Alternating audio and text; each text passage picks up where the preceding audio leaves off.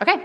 My name is Rebekah Saltsman, and I'm the CEO and co-founder of Finji with Adam Saltsman, who is also my husband. So no, we're not brother and sister. Thank you. People who think we look alike, I appreciate that. I'm going to talk today about how we maintain good conflict and avoid toxicity in everyday decision-making at Finji, with both of our internal development projects and our partner publishing projects. So give me a second, let me actually start my timer, because I forgot to. Okay, so who am I? I'm just going to go through some stuff that we've done, stuff that we're working on, so then you have a little bit of context, because sometimes, especially me, I'm completely invisible generally with Finji. So we've worked on a lot of projects over the years. Some of our previous titles at Finji and our previous iPhone company include Cannibalt, which is sort of like the first endless runner, Gravity Hook, Hundreds, and Capsule, which is like seriously niche horror. We've also done a lot of weird turnkey work in advertising and the education and research space, so with Old Spice, Hunger Games, stuff like that. We're currently building Overland with a small distributed team all over the United States. And after 3 years of development, we published Night in the Woods last week. So, I know. Sorry if you didn't play it. Apologies. Adam hasn't played it either. Long story with that. I have played it, though, 10 times or more. Okay, the problem. Okay, Adam and I get asked regularly how we can possibly stand to work together day in and day out, since we're married and we run an indie development studio, which we've been doing for like a decade because we're straight up old. Way older than most people think I am. And this talk is not going to cover ways to be a nice person or words to use to not be a jerk. I'm straight up going to assume that you've been to preschool. But I am going to tell you about a problem we've noticed with our development teams over the years and our friends' development teams. We've seen the wrong kinds of tension and conflict produce catastrophic outcomes. We've seen canceled games, wrecked friendships, sleepless nights, wasted life savings, and Adam and I have actually experienced all of these things over the last decade. And we've, over the last couple of years, have found ways to collaborate but lower the risk of disastrous results. So, based on our experiences of the last 2 or 3 years, especially, there are some solutions that we propose that can help avoid some of the most toxic team conflicts that we've encountered. So 1, use a planning and design process that emphasizes problems and solutions and downplays ego. 2, maintain flat and concrete discussions maintain flat and concrete discussions of plans and design merits. 3, learn how to postpone contentious decisions as long as they're not bottlenecks to current development.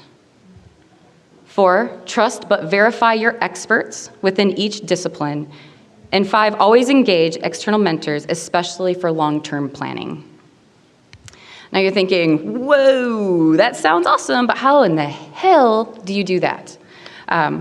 It's all great, that's cool. So first, we're gonna start with like the very, very, very first one, which is keeping ego out of your pitches when you talk to your team on how to solve problems. And this is our methodology that we use. Oops, I'm sorry. So there are 3 things that we do. 1, we identify the problem.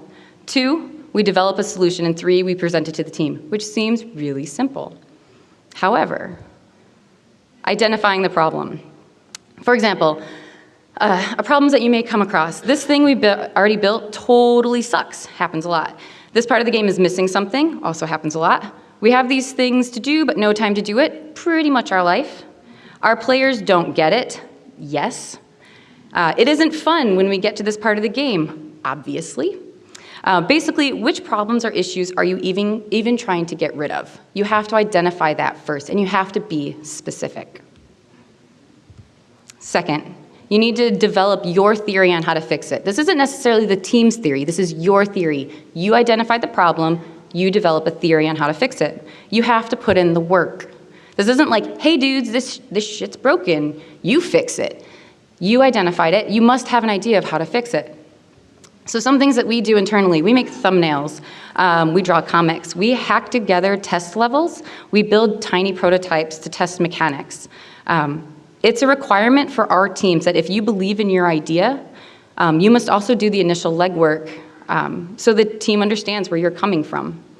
Sometimes this is just like a really carefully phrased suggestion, but often it's much, much, much more in depth. And finally, you need to present your idea, which is actually one of the scariest ones because we all have some form of social anxiety, and not like, haha, we're video game developers, but like we're straight up humans, guys. Like we're putting ourselves and our ideas on the line, and that's scary. So yeah, you are required on our teams to present your ideas. It's awesome. You've identified the problems and figured out a great way to solve them, but now we really need to hear them. Now, I need to clarify here that these aren't formal things that we go through. This isn't like a process or a checklist like you need to identify, and like, that's not how we work. We're like human beings and we're friends, and this is a collaborative process. So these are guidelines that inform the way that we work together. So one, when you're at the present part of this, we explain up. This means that you're explaining the pros of the solution to the problem that you've identified. Basically, you fix the existing problem, or you've introduced something that's new and interesting. Two, you explain down. This means that you are identifying as many downsides as possible to the theory that you have already worked through. This might include development time, it's going to take too long, infrastructure changes, which is pretty scary, affected functionality of the other systems in the game, which for something like Overland is like legit terrifying because it's like a balanced strategy game. Changes to the asset pipeline, which I'm not even going to get into that. With some of the games that we've worked on, it could take like a week to fix that sort of stuff. But I mean, these are the downsides of making any sort of change in your development process or the design of your game. Three, you need to engage the team in the discussion with an open mind and mutual respect. And this is going a little bit back to preschool, but this is also being like a grown-up. People have ideas, and you may not like those ideas, but you really do need to hear them out. And that goes both ways. Should we do the idea that you've proposed? Are there downsides that you haven't considered? Because the people you work with are smart, brilliant game designers, and they are going to come up with things and poke holes in things that you think are ironclad. Can we tweak it to have more pros and less cons? And is your idea a good fit, and why? Now, why does this method of communication work for our Finji development teams? Now, this only works because from the very foundation of our development team, we have a shared goal, and the goal is that the game matters more than our egos, and basically everything else that we bring sort of from the external in. The game matters, and we need to be true to what the game wants to be.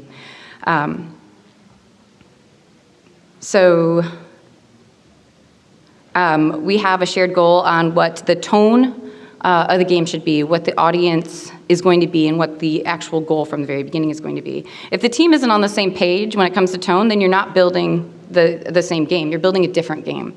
If you're not on the same page when it comes to audience, then you're all building a different game. And if you're not on the same page when it comes to your development goals, you're also building a different game.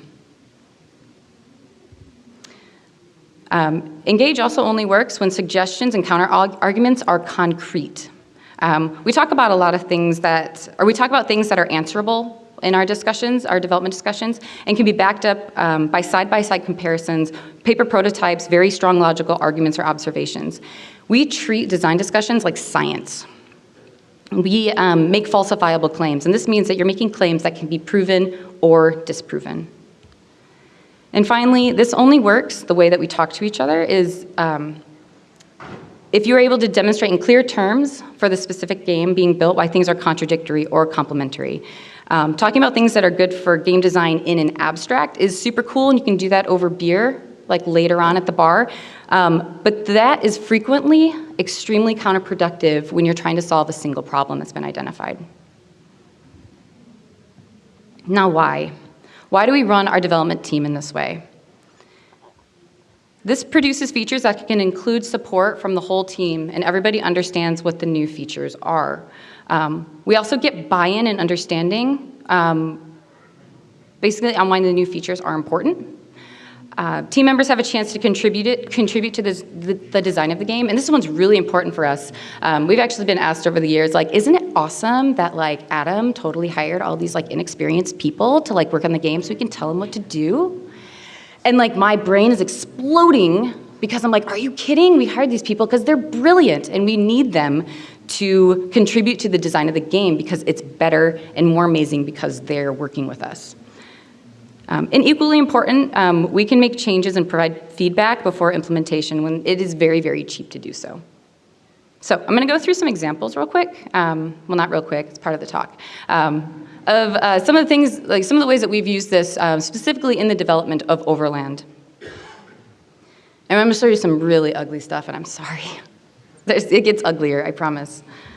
Okay, so Overland has a roster. So this is like a real-time strategy game that we've been building for like half my life, it feels like at this point, like 3 years.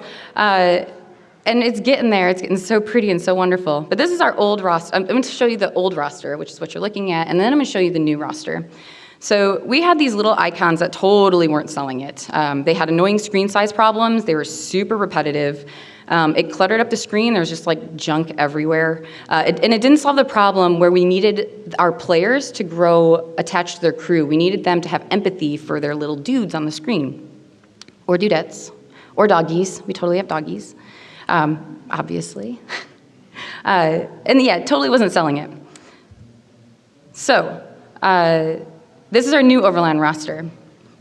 We proposed a group photo with the current player highlighted. It's a turn-based game, so Cletus is our highlighted player. And we talked through the pros, basically showing group togetherness and groupness a lot better. And this is like down in the corner of the screen.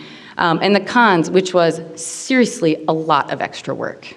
We didn't have any, I mean, we had some like code that we could kind of reuse for this, but like we straight up had to build this from scratch, and it took a while. But this combined ideas from Adam and Heather Penn, who's like a magical, our art director, to produce something better than we could do individually, with really in the long run, not too much investment or work.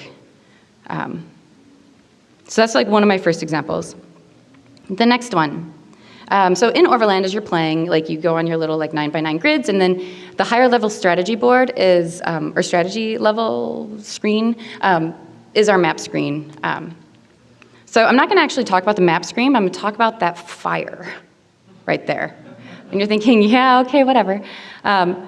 So we got all these really, really cool animations, because for the longest time, like our dudes just like slid around the screen, and Yurka, our animator in LA, sent us all these animations, and we built up the map screens to show the car would drive in, it would pause, it would park, the passengers, all of them, would get out, walk over to the campfire, which is like totally thematically appropriate, sit down, and we just kept going. It looked awesome. It looked super cool, and it was totally keeping with the thematic, with the theme of Overland, which is like you're survivors on a road trip across, you know, post-apocalyptic America. Except, thank you, Heather, as she pointed out, it created legit horrible pacing. You had to sit there forever, and it was boring. It looked awesome, but it was so boring, and it was like it took forever. You were already done strategizing, people were still moving.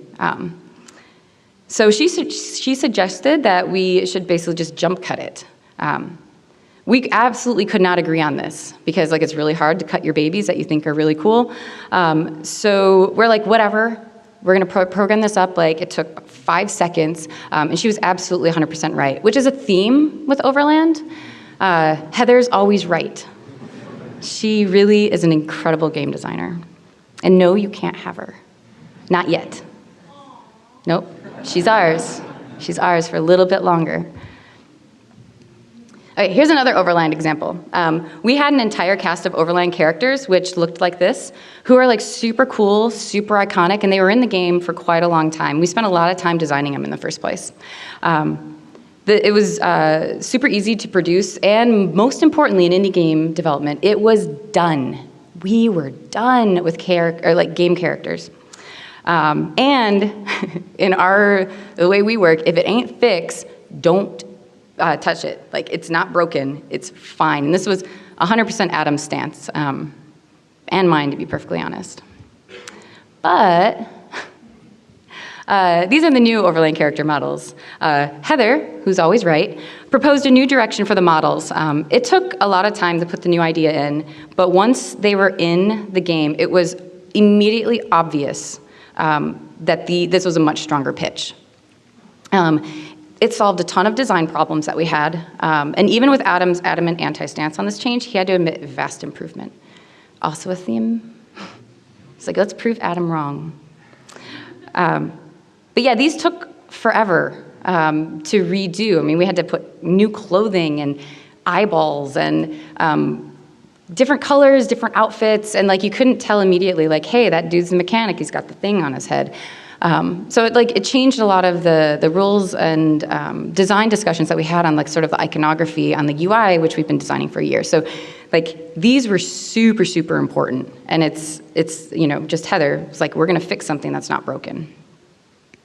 Okay, so those are some of the ways that we've used this to fix things in Overland. Okay, so I'm gonna tell you a little bit about what happens when we just can't agree, which happens, I mean, all the time, sometimes all the time. We're pretty flexible, so I don't know, only 100 times a week instead of 200. This is when we're backed up into something that is definitely turning into a contentious decision. Our feelings are getting super hot. People are digging in because they think their idea is best and the only way forward. And that's a really awful place to be. So this is when we decide to circle back. And there are two ways that we do this. And these are really, really important. And I'll get to the unless in a second. One, we postpone. This means that we postpone the decision until we have more information to circle back. This means that it's not necessary to have this feature and this design discussion right now because we can continue development without it. We don't have enough information that we can come to a consensus. So we can just postpone it and circle back. Just make a little note. We'll revisit this in like, I don't know, 2 months when we have to again. The other one is intermediate impossibles. We use something called intermediate impossibles when it is necessary to move on through a development bottleneck. And I'm gonna go a little bit more into that because it seems like kind of a crazy term. Okay, so postpone. I'm going to talk a little bit more about postpone. Probably gonna go over just what I just blurted out at you because I went a little bit too fast. This is only possible when the design decision is not bottlenecking development. Most importantly, it's only possible if you have room and flexibility in your budget to postpone this, which is usually possible if it's not huge. But what happens when you actually postpone the decision? You learn. Your brain is always redesigning this game as you're making it. Because we're indies, we do iterative design. Nobody starts out with a design document like, this is what I make, and 3 years later, that's what happens. Like, that just doesn't happen. So your brain's always learning more about what you're actually creating as you go. So each passing day, you're getting more and more and more context on how you could possibly solve that problem without the contention. So the other one is intermediate impossibles. So this is what if you can't postpone the decision? What if that problem is blocking development and you can't come to a consensus? And this is when you use an intermediate impossible. This is when you hack together whatever garbage solution is easiest to do to make sure that you can go from point A to point B. And who cares what that middle part looks like? Because you don't have enough information to fix it properly, but you must continue development. Time is money. If you're arguing over some stupid bridge that you have to get across, just build the damn bridge. In any way, because you can always rebuild it when you know what you're building. Because you can, get it? Are we there? Okay. And we do this all the time, and I'm gonna show you some intermediate impossibles and like how awful like 2 years of staring at them can possibly be. Okay, so this is Overland, basically one of the earliest digital versions of Overland, and just make special note of those pink monsters. So this is, I don't know, 2014-ish maybe? Now we needed monsters, so we just hacked those suckers together in like, I don't know, 5 seconds. We eventually got this thing onto a 3D board, and we still didn't know what kind of monsters we were gonna have. They didn't have really mechanics, we just knew they appeared from the outside. So we just brought those ugly things over. This method obviously is going to require a lot of circling back. Eventually, these things are going to have to get out of this game. So this is our first 3D space.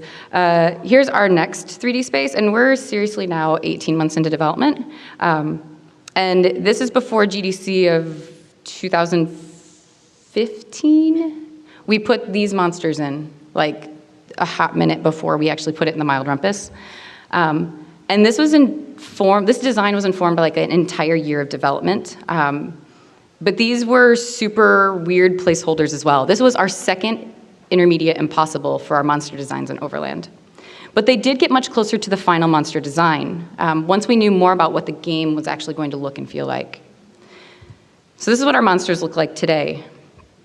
Well, some of them. There's a couple on the field.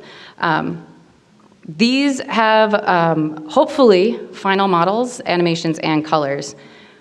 But it's entirely possible that in like 3 months, Heather may come back and be like, we might need to fix this. So these might actually be intermediate impossibles. I don't think so.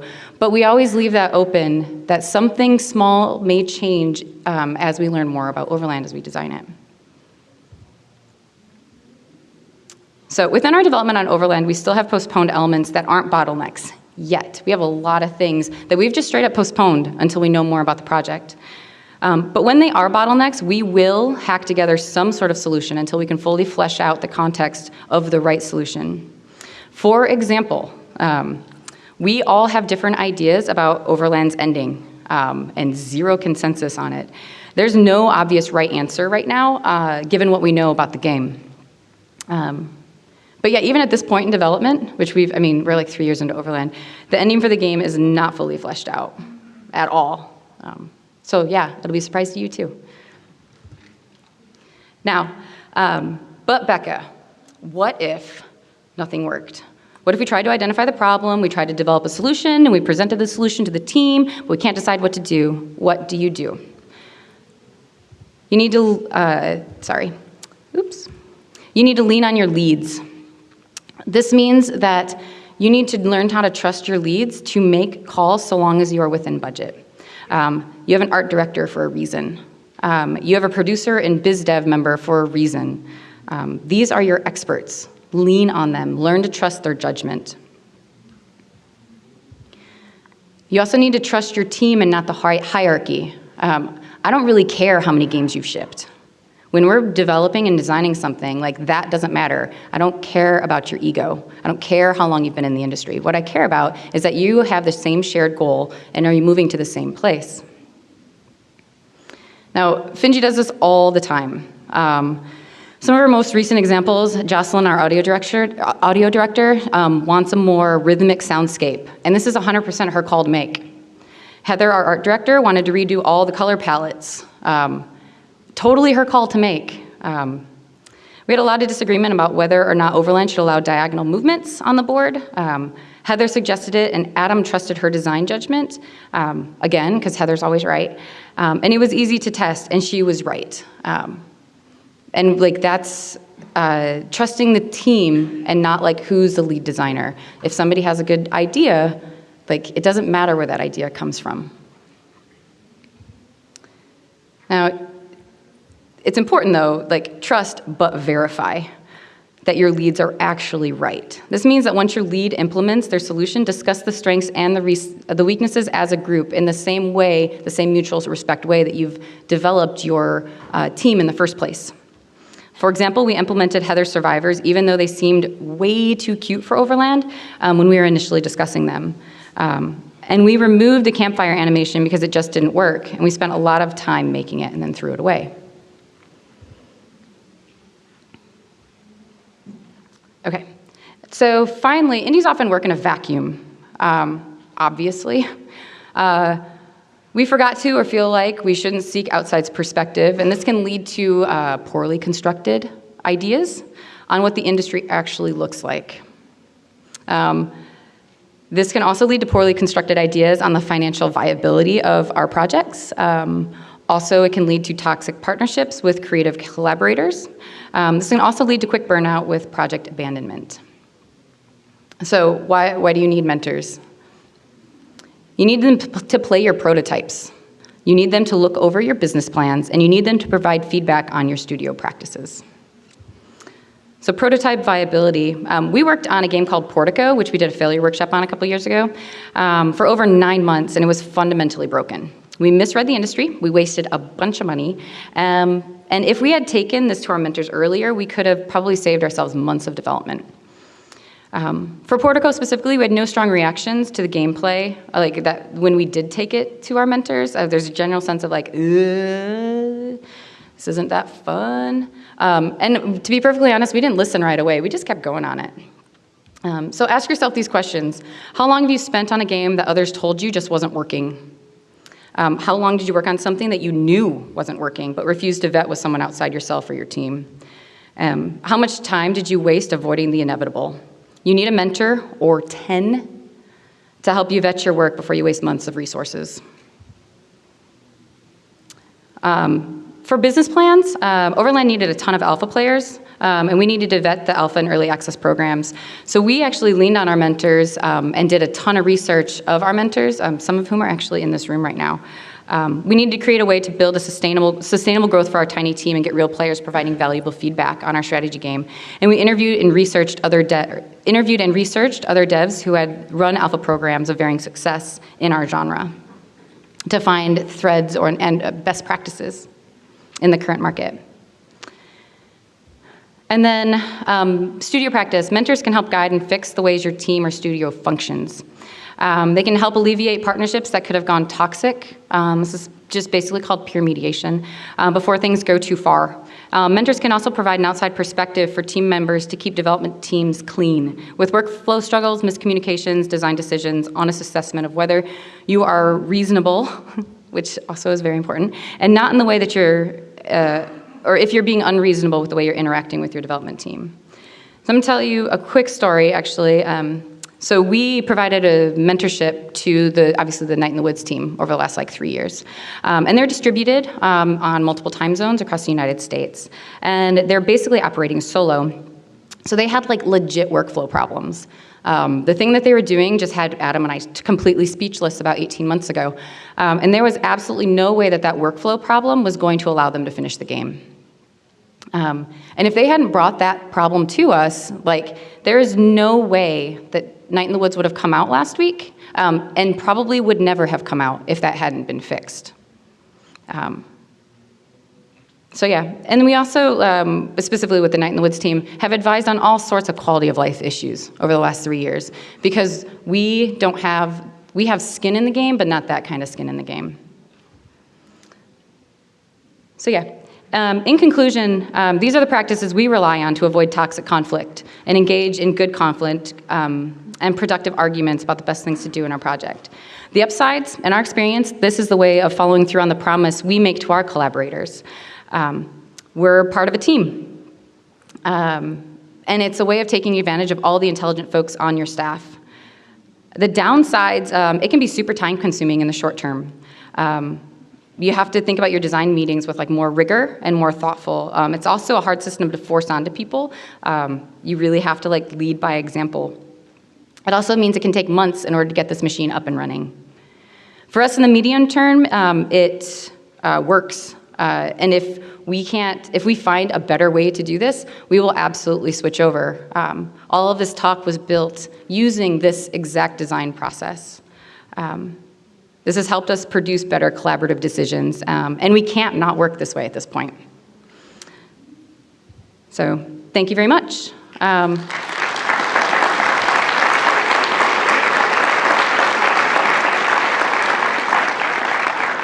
So I knew this talk was going to be sort of long, so I don't actually know how much time. We don't have any time for questions, but I do have a wrap-up room, which I will be at for the next 45 minutes. We will go to 2018 if there's room, or 2022 if there's not. So yeah, if you have any questions, feel free to follow me. I'm also bringing Adam with me, so yeah, we'll both be there to take questions.